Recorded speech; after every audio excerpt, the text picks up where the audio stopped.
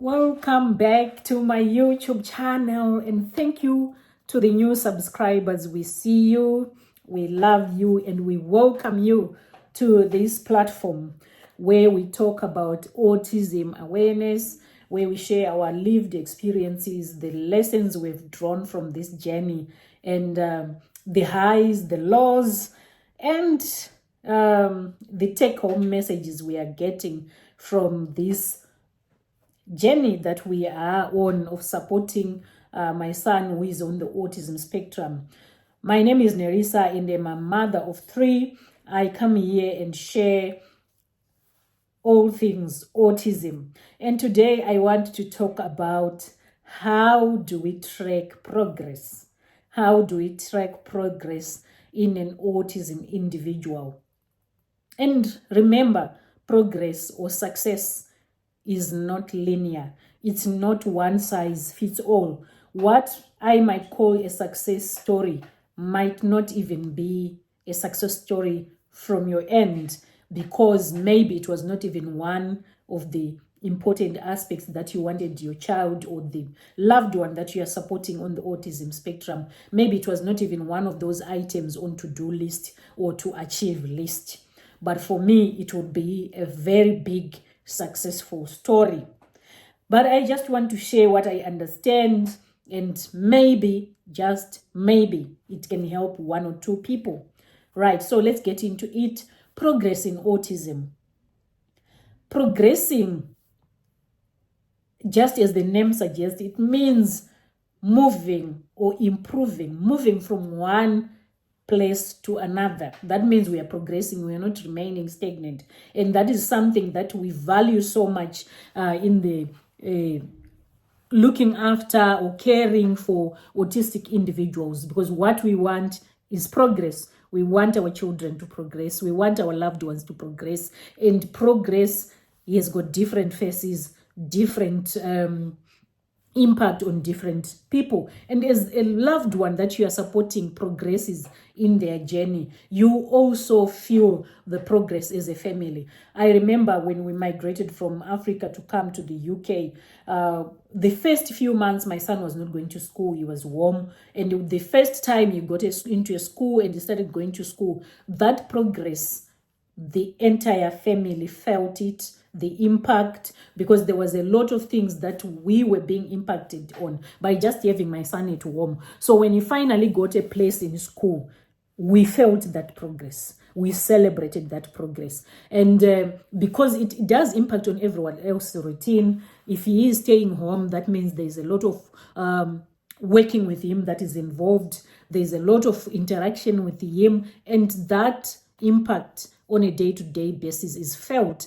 And most importantly for my son, he was getting bored easily by just staying at home. And there was a lot of elopement incidents. The meltdowns were more than they became when he started going to school. So that was a huge progress for us as the family. We all felt it and we all celebrated. Even the community. I was shocked the other day when I was going to the gym and I met one of my neighbors who said, wow, at least these days we don't have to worry that maybe Chris is going to elope during the day because he's not at home. So you can actually now see that it was like a community progress. The fact that he's going to school, it was like now it's a progress that the whole community is feeling. It's a relief for those neighbors who will be always trying to help, trying to see how best they can support us as a family so that his needs are met at home.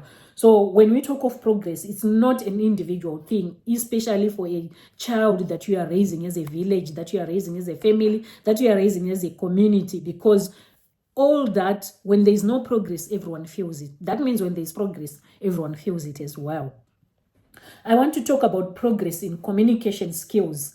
And I'm not talking about the verbal or non-verbal. I'm just talking about communication. There's a video that I did a couple of months ago, and I spoke about communication in detail with regards to autism. Remember, we say communication is sending information, making sure that it's received, and the receiver receives the information, processes it and sends feedback to show that they have received it. Communication. So when we talk of communication, we are not just talking about verbal communication. I know a lot of parents with children on the autism spectrum, they feel like once the child is communicating, all my problems are gone.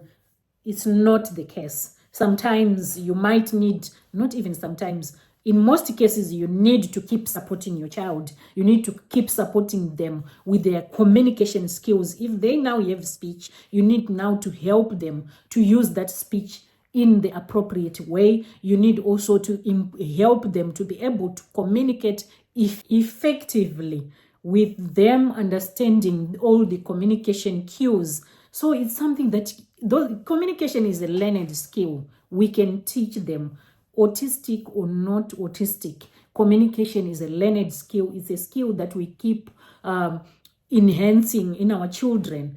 More importantly, for children on the autism spectrum, we have to keep instilling, teaching. We have to keep teaching them how to communicate, what to say, how to say it. And the other thing that we need to polish for them, or that we can see that the child is improving, something that can make you see that there is progress here, is the social interactions. We can teach them. I used to think that since my child is autistic, I don't need to teach him the social expectations on interactions, how he's expected to interact with children or with other people in the community, until I learned that no, I need to teach him. I need to expose him to social interactions. That's how he also learns more things, and that's how he learns. That's how you, as a parent or a caregiver, you can learn how much he tolerates, what he tolerates, or things that he now tolerates that he never used to tolerate. So it's very, very important to pay attention to the social interactions, and it takes us back again to record keeping. This is where you now need to be keeping records of how your child interacts socially at the moment, so that 6 months down the line, you can look back to the social interactions and see whether the child is improving or not. And you can also see where you need to support them when it comes to interaction. Because at the end of the day, we need to prepare our children for the world. We can say, I don't want to visit people. I don't want them to meet people. I don't want them to go to crowded places. But as they grow older, life will require them to go and meet people. Life will require them to go and interact with people. And if they progress and they become more and more acquainted with social and interaction skills, life becomes much better for them and for you as well as their parent or a caregiver. So it's very important for us not to limit our children's social interactions in the name of saying, I want to protect, I don't want to explain to people, I don't want people to be asking me why he's behaving that way. They will ask today, you will answer them. Next month, go and interact again. They will answer them. Because even if you avoid for the first 10 or 15 years, at 20, you will still answer those questions. So that community, that group maybe you're avoiding, just go there and let them get used to that child. Let the child grow among those people. That is my understanding and my learning, to say some of the environments that I'm avoiding to go with my child, he will eventually go there as an adult, and still people will question the things that they could question now and get used to being answered by you. And the other thing that we need to check the progress and that we need to pay attention to is the emotional regulation. If we can teach our children to regulate their emotions, that will be a very big win, because emotional regulation plays a very, very big role in a personal development, in a development of a person. Even in a neurotypical person, even for a person who is not autistic, when a person is emotionally regulated, the triggers, they don't have the same impact. For a person who is not well regulated emotionally, anything can trigger them to lose their mind. Anything can cost their sanity. But if they are well regulated, they will take time. If they are emotionally regulated, not everything will throw them off balance. So it's very important for us to Pay attention to emotional regulation. How does your child regulate their emotions? And how you also, as a parent or a caregiver, pays attention to emotional regulation. It helps because our children tap into our energy. If we value taking deep breaths when under pressure, they also learn from us. They learn by observing us. Because remember, these children, they see us when we are happy. They see us also when we are sad. And they see how we handle things. And for them, that becomes a guiding tool. Our behavior, our reactions, our experiences when we faced with emotionally draining situations, that gives them an indication that this is how we live life. This is how we respond when we are emotionally exhausted. This is how we do it. We use outbursts to communicate. But if we teach them and lead also, as they observe us, they're going to see my mom always takes deep breaths before she expresses herself, even if she's emotionally disturbed. So that also become a better tour guide for them to guide their emotions. And the other thing that we need to track progress of is independence. Every parent, I was watching this video the other day of another parent. The child is 28 years old now, and she was talking about the things she had taught a child when the child was less than 10 years, when the child was less than 20 years. They were just wishing. But what I loved in that video, she was educating us about the importance of instilling independence as early as possible. As early as possible on things that are age appropriate. Teach your child independence. Also train your child knowing that you might not be with them for the rest of their life. They might outlive you. That is one of the realities we are not prepared to soak in and accept. Our children might live longer than us. And if we haven't prepared them to live independently, we are making life difficult. We can be cushioning them, making sure that we do everything for them. But there comes a time when you might not be there, or you might not be able to do what you are doing for them now. You have made things difficult. And there are also some things that are easier taught when a child is younger. So let's try by all means as parents to teach our children, be it looking after, especially personal care, looking after their own body, looking after their own belongings. Let's teach that. Let's teach that bathing, brushing on teeth, combing your own hair, putting on clothes, taking off clothes, washing those clothes, packing them when they are supposed, as long as the age is the correct age to do that, to train those things. Let's encourage our little ones to be independent according to their age, according to what they can handle. Sometimes we get overwhelmed and think we can't teach them because we are so absorbed in just feeling that they are having this condition, but that condition cannot stop them sometimes from putting on their clothes or dressing or undressing their own clothes. So let's pay attention to things like that.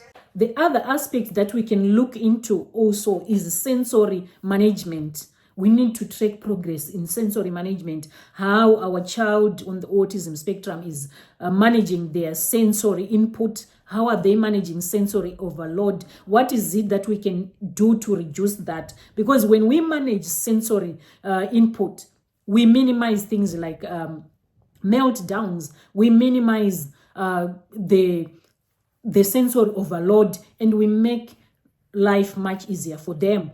And we can also then, if you're managing sensory, then you can even improve executive function. They get into a place where they make executive decisions for their own life as well. And they start now advocating for their own needs. They all start now saying exactly what they want because they've managed to have that executive function rolling and being in place. And then the anxiety management is well catered for as well. If we progress, so you will realize that if we work well on communication skills, the social interactions are going to improve. If we work well on social interactions, the emotional regulation as well, because a person is realizing that when I'm socializing with people, it's not only about me. It's also about hearing what other people are doing, what is concerning them, what is bothering them. It's also about the next person, not always about them. Now that improves their social interaction, and it makes them create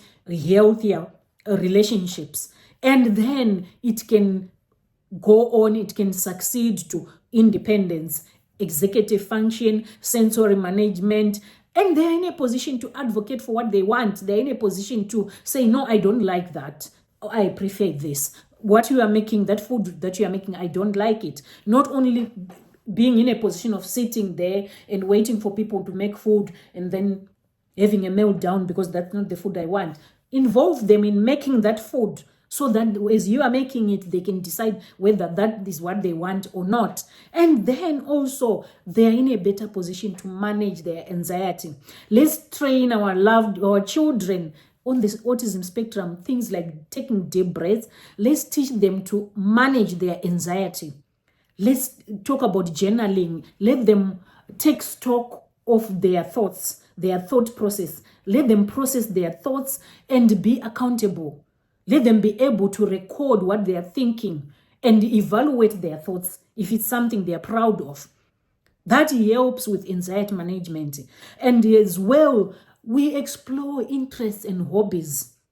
Remember, they are growing. You want them to grow into the community. You want them to grow into things that they enjoy doing.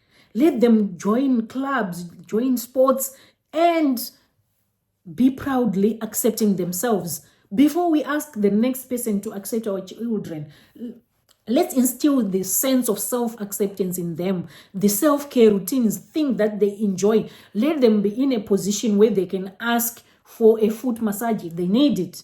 Let them be in a position where they will ask for that weighted vest jacket when they feel the sensory input requiring some heavy-weighted jacket. Let's get to that level by creating an environment that is progressive for our own children. And let's make use of the tools and resources available.